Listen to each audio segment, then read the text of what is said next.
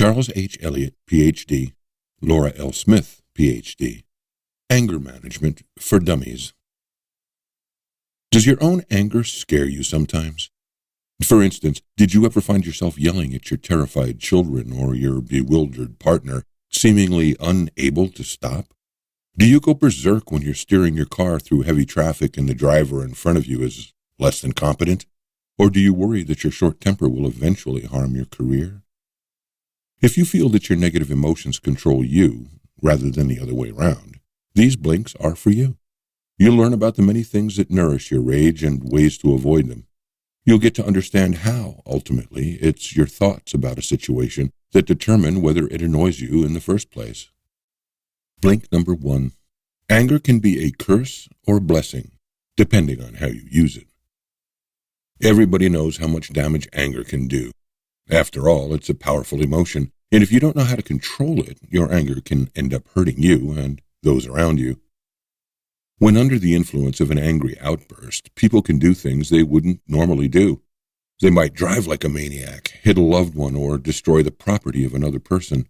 But beyond that, people who are easily upset and prone to violent outbursts are difficult to relax around, since they might pounce at any moment. Nobody wants to be that person, but too many people end up yelling at their partners or some other innocent person because they've suppressed all the rage they feel against, say, their bully of a boss. And it's not just other people who suffer from your passionate fits. Getting too wound up too often can actually hurt your health. For instance, a perpetual state of anger can produce ulcers and lead to high blood pressure. So, rage can be a destructive force, but if you know how to harness it, it can also fuel many constructive pursuits. For example, you might be scared to leave a toxic relationship because you're unsure about your ability to survive on your own. But one day you grow so sick of your situation that your anger becomes stronger than your fear, and all of a sudden you're walking out the door. It's in moments like these that fury is fueling your action, but in a way that's helpful, not hurtful. Righteous rage has even led people to productively transform their communities. Just take Nelson Mandela, who, enraged by the racial injustice he witnessed in his lifetime, harnessed his emotions to start a powerful movement against the racist apartheid regime of South Africa. You can be like Mandela too. Use your anger to make your world a better place in which to live. Blink number 2. To control your anger, catch its early signals and strategically calm yourself down.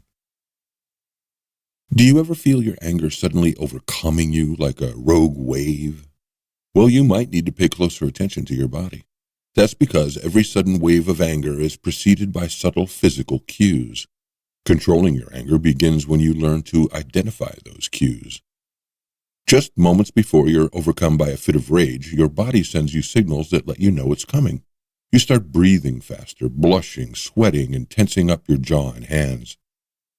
This means that if you pay careful attention to your body and learn to notice these sensations, you'll have a real chance to calm yourself down before it's too late.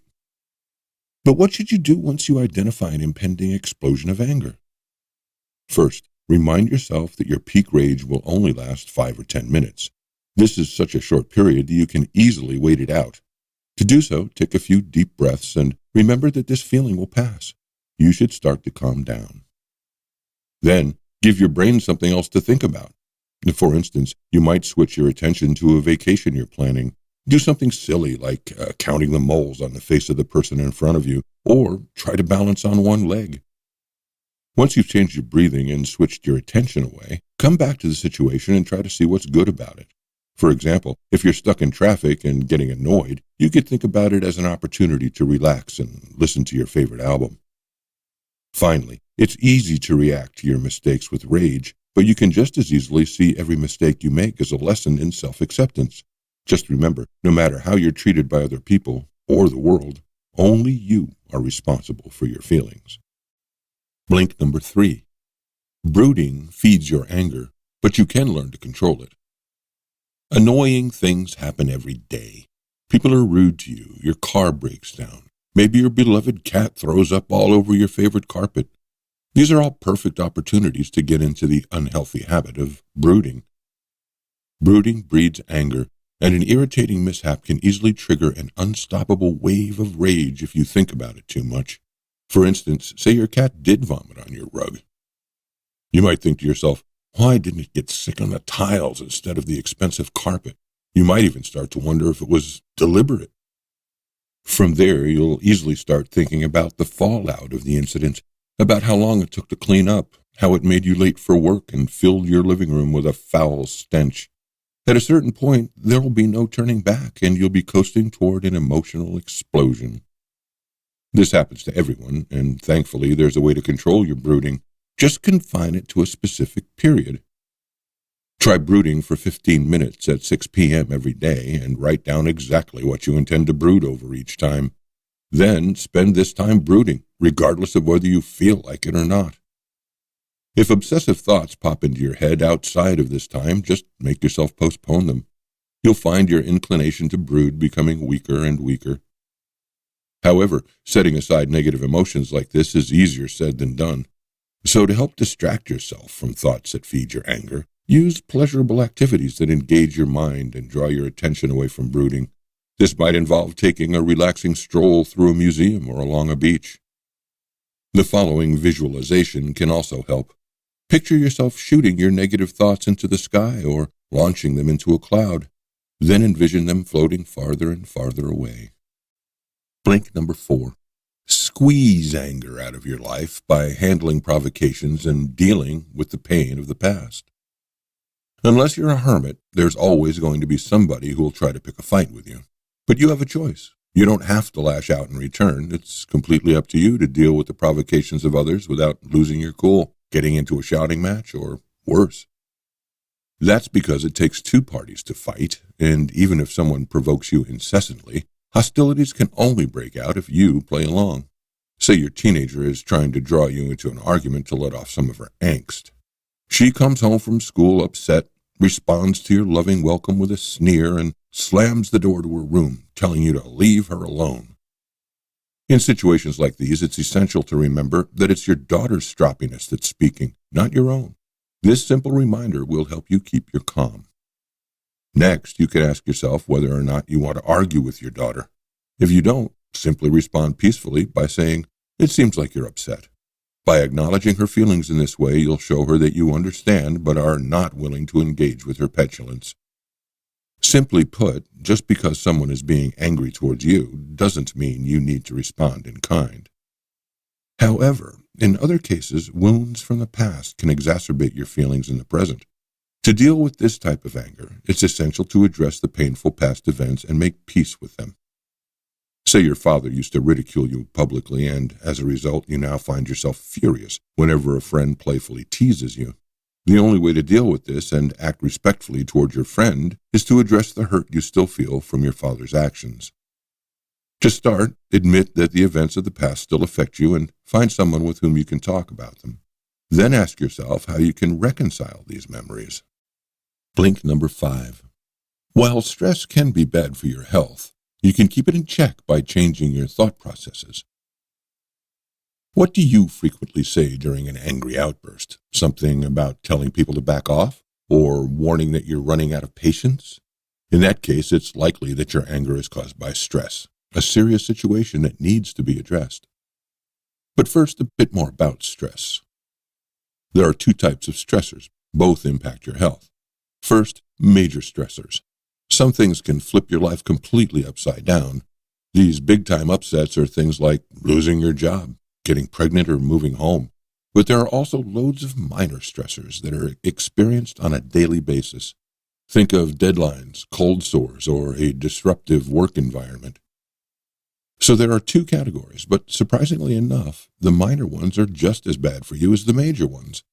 That's because they happen every day and therefore make up a sizable chunk of your overall stress load.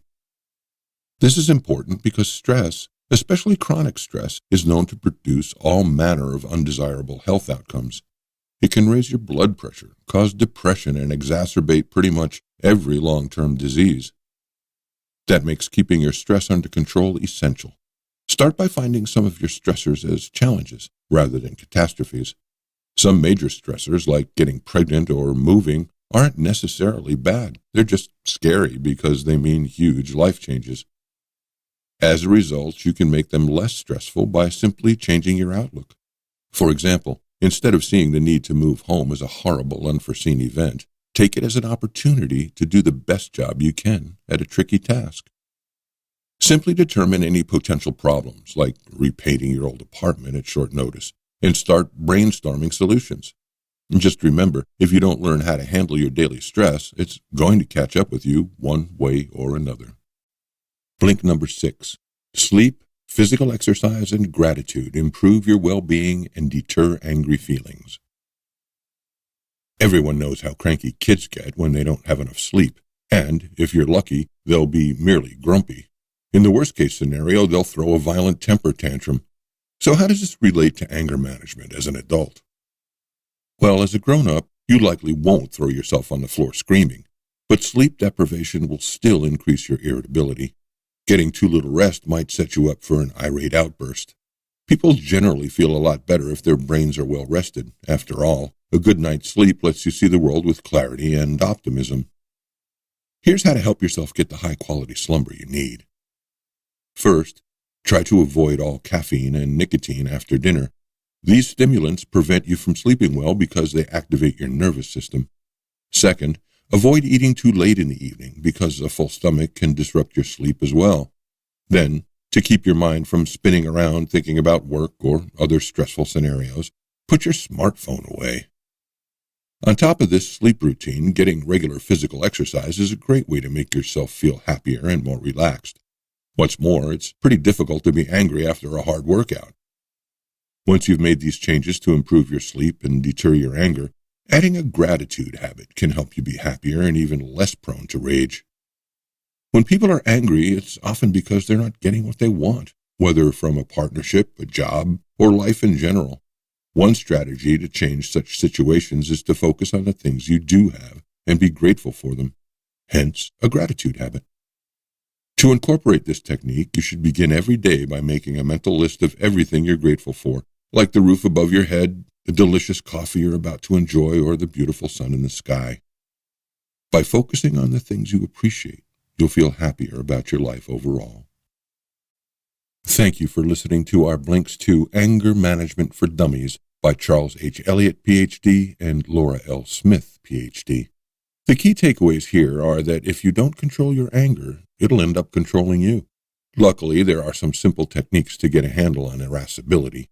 Often, simply noticing your thoughts and tweaking daily habits can go a long way in helping you deal with feelings of rage.